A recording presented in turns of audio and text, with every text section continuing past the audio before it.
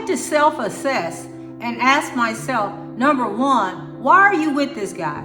Besides the surface emotional aspect of it. Because that goes away when you get into the meat of a relationship. This is where it matters. And I found myself not only pregnant, I found myself in a situation where we weren't on the same wavelength. And that was because I didn't even know what I wanted.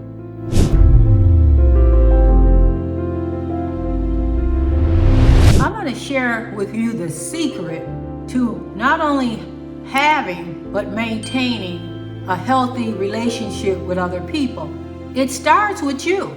We get into these relationships and we just assume because we hooked up that this person is going to understand what our needs are. It's not their job, it's yours.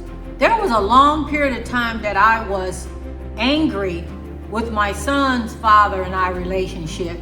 I thought because we cared for each other that it would automatically mean they would be considerate.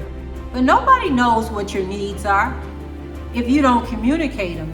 And depending on what our background is, some of these so-called things that attract others to us come from our brokenness, comes from how we've always seen our family do things, that we really never think about character. If this person has the right personality that can result in a healthy relationship with you. After a period of time, I had to ask myself, why am I getting the treatment that I'm getting? Why isn't this person more sensitive to my needs and how they interact with me? Well, the problem was me. I never set boundaries. I liked him. I liked how we gelled together. But I ain't gonna lie. From the jump, there were red flags.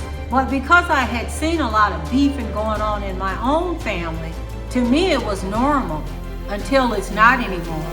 And you guys know what I mean. This is the men and the women. We are presented with this relationship.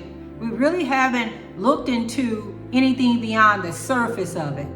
So we really don't know what we're getting into, and we don't know how far they'll go in their treatments toward us because we haven't given them anything to go by.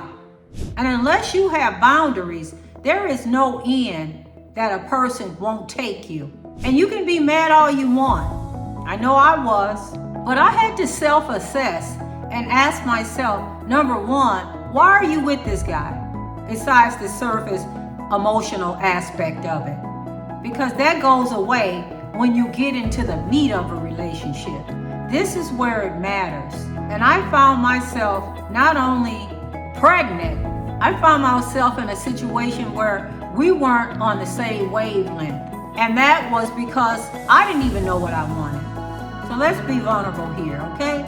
If it's just the look you're going after, then that's all you will probably get. But it has to be something below the surface that will allow us to maintain healthy relationships.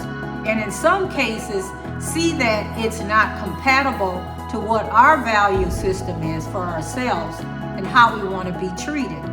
And then we can either have a conversation and say, look, you know, I really want to be with you, but I don't like your temper, or I don't like how you speak to me when you're angry. I don't like that you're insensitive to those things that are important to me. So let's look back and see what it is that we need to change, or do we need to leave the relationship. Number one, know your non-negotiables. Know what boundaries that they can't cross, and if they do, then you know that it's not working. Value yourself, and most of all, we really have to look at the why of why we choose.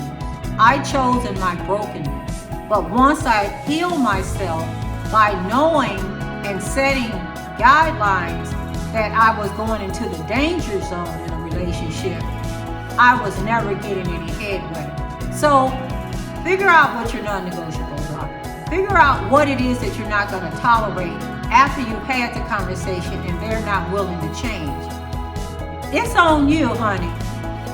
It's on you, dude, to decide how much flack you're going to take. Or are you going to move on because you deserve to be in a relationship where you're equally yoked, they have the understanding of what your needs are, and they also respect the boundaries and the non-negotiables that you set and that you have clearly communicated.